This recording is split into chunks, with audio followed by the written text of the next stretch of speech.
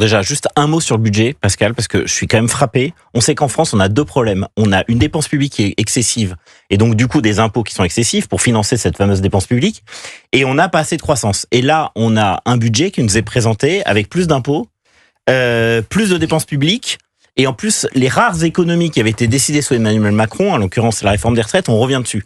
Donc les bras m'en tombent un peu, ça c'est sûr. Après, sur le sujet de l'argent en tant que tel, et ce qu'il faut bien comprendre pour augmenter les salaires, parce qu'on sait qu'un des problèmes en France, c'est que le travail ne paie plus. Tout le monde le sait. Et pour que le salaire paie davantage, il y a deux options. La première option, et la plus importante, c'est de faire en sorte que les entreprises puissent bien rémunérer leurs salariés. Donc, autrement dit, avoir des entreprises compétitives. Je veux dire, c'est la clé. Si on ne soutient pas le tissu économique français, on ne pourra pas augmenter les salaires. Ça, c'est le premier point. Et le deuxième levier, qui est un levier pour le coup de charge sociale, on sait qu'en France, un des gros problèmes, c'est qu'il y a un énorme écart entre ce que vous coûtez à votre patron et ce que vous avez dans la poche. Un chiffre très simple. En 1970, vous coûtiez 100 à votre patron, vous aviez 70 dans la poche.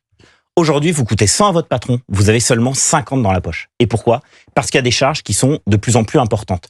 Et quelles sont les deux charges les plus importantes, en tout cas chez le salarié ? C'est les retraites, 28%, ce qui est quand même absolument énorme, de charges. Et deuxièmement, la CSG, qui est, vous l'avez dit tout à l'heure, de 9,2%. C'est-à-dire que chaque salarié ne paye pas 28% de son salaire. Sur le super brut, si. C'est-à-dire que non seulement qu'est-ce que vous avez le super brut ? Le super brut, c'est ce que vous coûtez à votre employeur. Donc d'accord. Si vous additionnez... Donc quand j'ai 1 euro en salaire brut, mon patron paye 1,50 €, je crois. Non, ouais, en brut, oui, exactement. 1,50. On est d'accord, 1,50 et je touche 70 centimes. C'est la moitié. Donc vous touchez la moitié. Donc vous touchez 75 centimes sur 1,50 € que vous coûtez à votre employeur. D'accord. Donc combien je paye de cotisation retraite sur mon salaire ? Vous dites 28% sur le super brut, c'est voilà. Avec ce qu'on coûte au patron, mais à titre personnel, c'est 10%, 15%. C'est à peu près 15%. C'est 15% pour le patron, 15% à peu près pour le salarié. Mais par définition, ça, on peut pas beaucoup y toucher les retraites. Et c'est ça le problème. Vous pouvez pas baisser les pensions de retraite. Et comment vous faites ?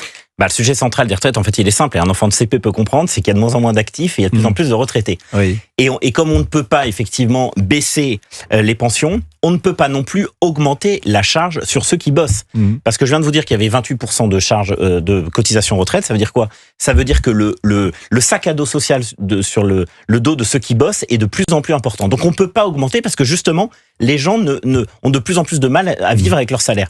Donc la solution, me semble-t-il, elle est presque évidente. C'est-à-dire que, il faut, comme font tous nos voisins, augmenter l'âge de départ à la retraite. Oui, mais on part pas dans ce sens-là. Personne ne le... Mais je suis d'accord avec vous, personne mais personne... Oui, mais les gens sont dans la rue. Et à l'Assemblée nationale, malheureusement, par des sujets de lâcheté, on vous en a parlé tout à l'heure, eh bien, malheureusement, on va revenir sur la seule réforme, encore une fois. D'accord, mais les gens sont dans la rue. Alors, donc, il faut absolument... Non, mais l'âge de départ à la retraite, il est fondamental. J'entends bien. On peut pas aller on va pas travailler jusqu'à 90 ans. Et comme on a un problème de démographie, c'est-à-dire, donc encore une fois, pas assez d'actifs et de plus en plus de retraités, on va devoir effectivement mettre en place un pilier de capitalisation, sinon on s'en sortira pas.